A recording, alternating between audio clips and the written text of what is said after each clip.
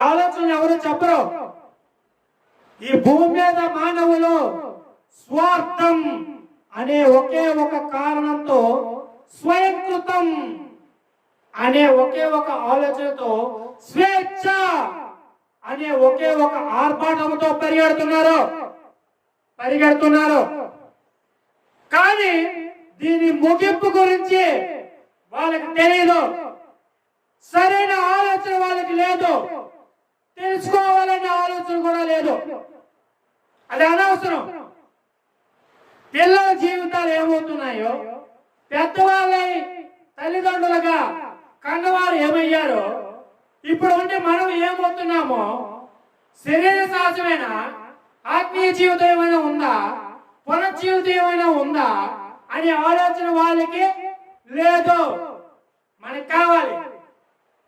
ఎందుకు కావాలో తెలుసా? మనం పుట్టినప్పటి నుంచి ఎందుకు పుట్టామో తెలియకపోతే, ఎందుకు పెరుగుతున్నామో తెలియకపోతే, ఎందుకు సంపాదిస్తున్నామో తెలియకపోతే, ఆ సంపాదన ముగింపు ఏమో తెలియకపోతే, జీవిత సాక్ష్యం ఏంటో తెలియకపోతే, అసలు జీవితమే అర్థం కాకపోతే నీకేం తెలుస్తుంది? సినిమానా? సినిమా అంటే ఏంటి? మానవ సహజమైన భావోద్రేకాలు. ఓకేనా? అది మానవుని యొక్క 6th సెన్స్.